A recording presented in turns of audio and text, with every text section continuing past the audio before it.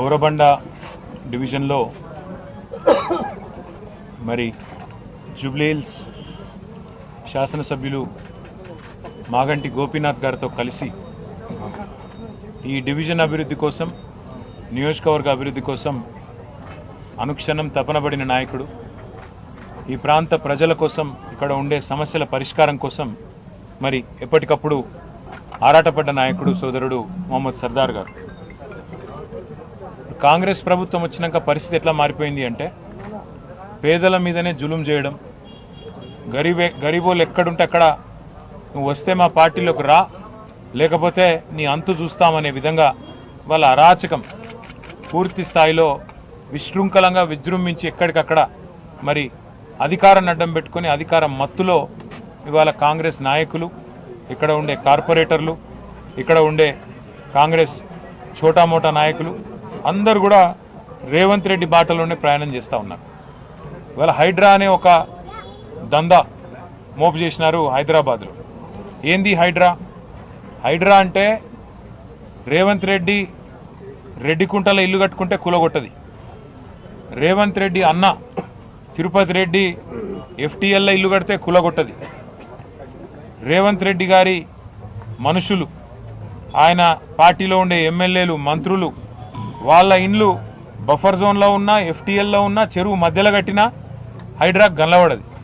కానీ అదే గరీబోడు కుటుంబం సైజు పెరిగి ఒక ఫ్లోర్ ఎక్కువ వేసుకున్నా, లేదా కొద్దిగా ముంగటికి వచ్చినా ఇవాళ చిన్న చిన్న గల్లీలల్లో ఎక్కడైతే కనీసం ఒక ఆటో కూడా చక్కగా రాదో ఆ గల్లీలలోకి వచ్చి ఆ గల్లీలల్లో ఇలా గరీబోళ్ళ మీద ప్రతాపం చూపెట్టి విచ్చలవిడిగా ఎక్కడికక్కడ హరాస్మెంట్ చేస్తూ ఉన్నది ఈ ప్రభుత్వం. ముఖ్యంగా అటు జిహెచ్ఎంసీని, ఇటు హైడ్రాని అడ్డం పెట్టుకొని ఇలా రేవంత్ రెడ్డి నుంచి మొదలు పెడితే కింద ఉండే చోటా మోటా చిన్న చిత్కా లీడర్ల దాకా హైడ్రా అంటేనే ఒక బ్లాక్మెయిల్ దందాలాగా మారిపోయింది.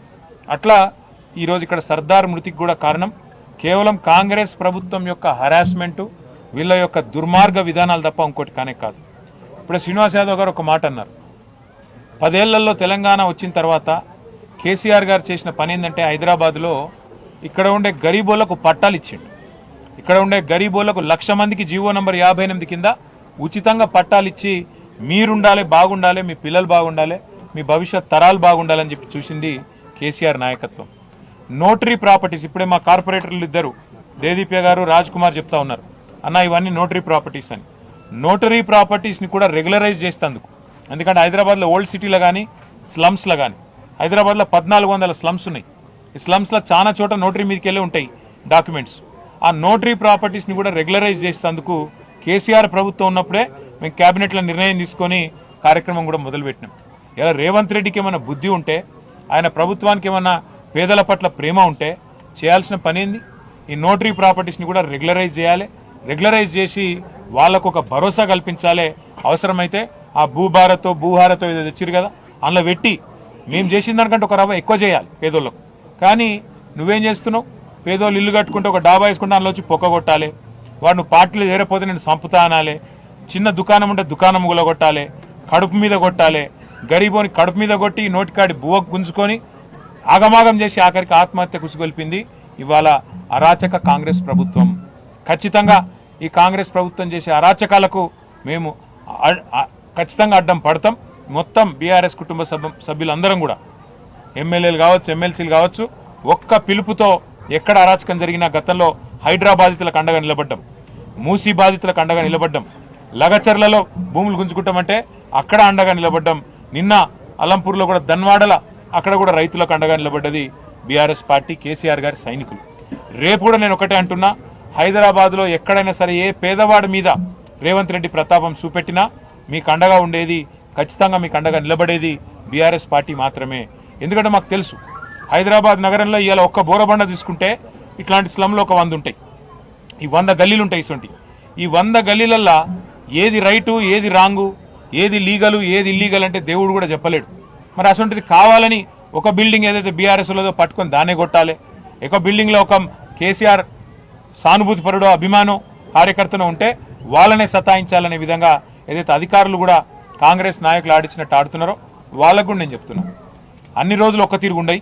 ఇలా ఏ అధికారులు అయితే అతి చేస్తుండ్రో, ఏ అధికారులు అయితే కాంగ్రెస్లో ఆడిచ్చినట్టు ఆడుతుండ్రో, కాంగ్రెస్ పార్టీ కార్యకర్తలు లెక్క పనిచేస్తుండ్రో, ఇది మంచిది కాదు. అధికారం ఎవ్వలకు శాశ్వతం కాదు. మొన్నటిదాకా 10 ఏళ్ళు మేమున్నాం, ఇవాళ వాళ్ళకు అవకాశం వచ్చింది. రేపు మళ్ళా బరాబర్ తెలంగాణలో మళ్ళా కేసీఆర్ గారికి అవకాశం వస్తుంది. వచ్చినాక తప్పకుండా మేము కూడా యాది పెట్టుకుంటాం. ఇన్ని రోజులు 10 ఏళ్ళు మేము అభివృద్ధి, సంక్షేమం, పేదలు అందరు మా వాళ్ళే అన్నట్టు పనిచేసినాం. కానీ మీరు ఇట్లే పనిచేస్తే, ఇదే తీరుగా మా వాళ్ళ మీద పగబట్టినట్టు చేస్తే పక్కా హిసాబ్ కితాబ్ అన్ని రాసుకుంటాం. 100% మేము కూడా రేపటి రోజున గవర్నమెంట్లోకి వచ్చినాక అన్ని మ్యాటర్స్ కూడా మేము కూడా తప్పకుండా చూడాల్సి వస్తుందని చెప్పి కూడా నేను విజ్ఞప్తి చేస్తా ఉన్నా. आज हमारे जो मोहम्मद सरदार है भाई, उनको इतना हरास किया गया, उनके साथ इतना जुल्म किया गया, उनके कारोबार पे, उनके घर पे, और वजह एक ही था, उनकी गलती एक ही थी कि इलेक्शन में हारने के बावजूद आज केसीआर साहब के साथ मैं रहता हूँ, इसी पार्टी में मैं जन्मा और इसी पार्टी में मैं आखिरी दम तक रहूंगा बोल के आज सरदार जो एक फैसला लिए, उस वजह से आज उनको इतना हरासमेंट करके उनको मजबूर करे खुदकुशी करने पे। मैं यहाँ के जितने भी अफसर है जीएचएमसी के और बाकी अफसर है, मैं उनसे रिक्वेस्ट भी करना चाहता हूँ, सत्ता सरकार किसी एक का नहीं होता, हमेशा वो तो बदलते रहता। आप गलती मत करो, कांग्रेस वालों के दबाव में आके, कांग्रेस वालों के कोशिशों में आके, आप भी साजिशों में आके आप भी शामिल होके गलती मत करो। अगर गलती करेंगे तो 3 साल बाद फिर केसीआर की हुकूमत आती, केसीआर साहब की सरकार आती। हम लोग अभी हर चीज़ का हिसाब किताब रख रहे हैं, ये अच्छी बात नहीं है। क्योंकि अगर आप एक बोराबंडा आएंगे आज, यहाँ पे कम से कम 100 ऐसे गली दिखेंगे आपको जिसमें आप बता भी नहीं पाएंगे कि कौन सी बिल्डिंग किसकी है और कौन चीज़ क्या है। यहाँ पे नोटरी प्रॉपर्टीज़ काफ़ी ज़्यादा है। कोशिश हमने की थी नोटरी प्रॉपर्टीज़ के वास्ते, केसीआर साहब जब थे 1 लाख पट्टा तो हम दे दिए जियो नंबर 58 के अंडर हैदराबाद में। साथ ही साथ हमने कोशिश शुरू कर दी थी कि धरनी के अंडर ये नोटरी प्रॉपर्टीज को भी रेगुलराइज किया जाए। अगर रेवंत रेड्डी को और कांग्रेस को गरीबों की तरफ उनको अगर कुछ हमदर्दी है, गरीबों के लिए कुछ उनके दिल में जगह है, तो आपको क्या करना चाहिए, ये सारे नोटरी प्रॉपर्टीज को आप रेगुलराइज करो जल्द से जल्द। ये नहीं कर रहे हो आप, उल्टा आप आके ये नोटरी है, ये ऐसा है वैसा है बोल के गरीब जो है, जो 2 लोग 3 लोग 4 लोग उनके फैमिली के साथ एक जगह रह रहे हैं, उसको आप तोड़ने की कोशिश कर रहे हो, उनके पेट पे मारने की कोशिश कर रहे हो। ये बिल्कुल गलत है। मैं कांग्रेस हुकूमत से, खास राहुल गांधी साहब से भी मैं पूछना चाहता हूँ, आप बार बार कहते हो मोहब्बत की दुकान, आप कहते हो कि यूपी में बुलडोजर राज चल रहा, यूपी में गरीबों के साथ जुल्म किया जा रहा। आज यहाँ पे तेलंगाना में क्या हो रहा आप देखिए, हाइड्रा के नाम पे आपकी कांग्रेस की हुकूमत क्या कर रही है आप देखिएगा, समझने की कोशिश करिए। हर गरीब के पीछे आपकी हुकूमत यहाँ पे पड़ गई। रेवंत रेड्डी की जो मकान है कोडंगल में, जो रेड्डी कुंटा में है, रेड्डी कुंटा मतलब एक तालाब, उसको कोई नहीं टच करता। उसका भाई तिरुपति रेड्डी का मकान यहाँ पे, वो एक आलीशान बंगला है, मकान नहीं बंगला, आज FTL में है, तालाब में है, उसको कोई नहीं छूता। साथ ही साथ पटनम महेंद्र रेड्डी, पुंगुलेटी श्रीनिवास रेड्डी, इनके पूरे मकान और आलीशान महल तालाब के अंदर है, FTL के अंदर है, उसको भी कोई नहीं छूता। पर आज गरीब जो भी है उसके साथ इतना जुल्म किया जा रहा है। राहुल गांधी साहब, क्या यही है आपकी मोहब्बत की दुकान? आप यहाँ पे तेलंगाना में मोहब्बत की दुकान नहीं चला रहे, नफरत का मकान बना दिया, आप नफरत का दुकान बना दिए तेलंगाना को और आपके रेवंत रेड्डी की सदारत में। इसलिए मैं राहुल गांधी से भी कहना चाहता हूँ, रेवंत रेड्डी से भी कहना चाहता हूँ, गरीबों पे मत निकालो आपका गुस्सा। अगर लड़ाई करनी है, सियासी लड़ाई, हमसे लड़ो।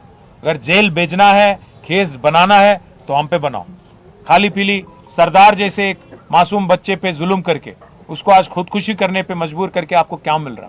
2 छोटे छोटे बच्चे हैं सरदार के, उन फैमिली को आज मिलने के बाद हम सबके आंखों में आंसू आ गए।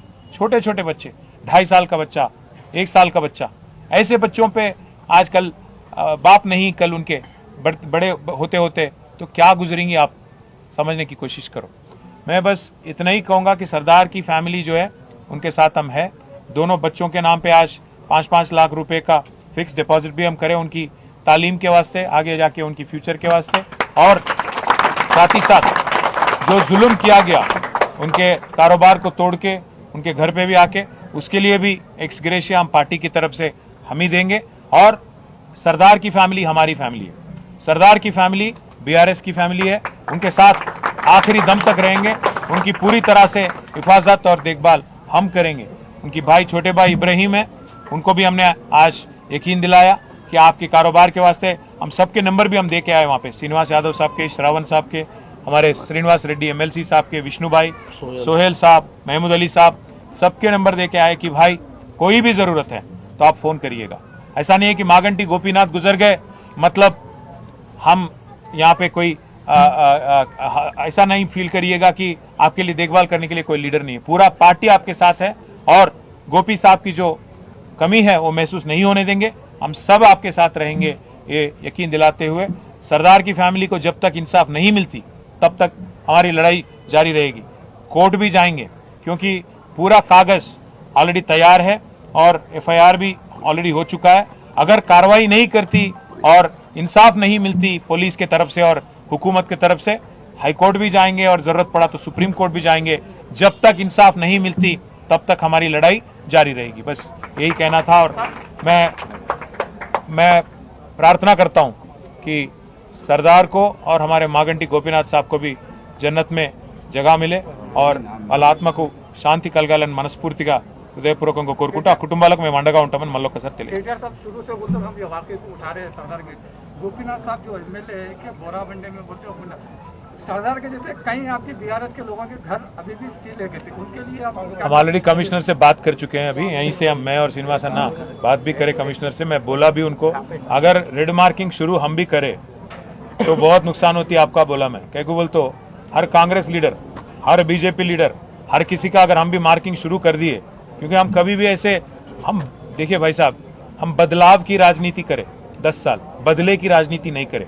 अगर हम भी बदले की राजनीति शुरू करेंगे ना, कांग्रेस और BJP वाले एक एक लीडर को हैदराबाद में बहुत मुश्किल हो जाता, क्योंकि यहाँ पे तो पूरे MLAs हमारे, MLC हमारे, सत्ता हुकूमत कांग्रेस की होंगी, पर हैदराबाद में जो है पूरा पकड़ और पूरा का पूरा रिप्रेजेंटेशन, नुमाइंदगी हमारी है।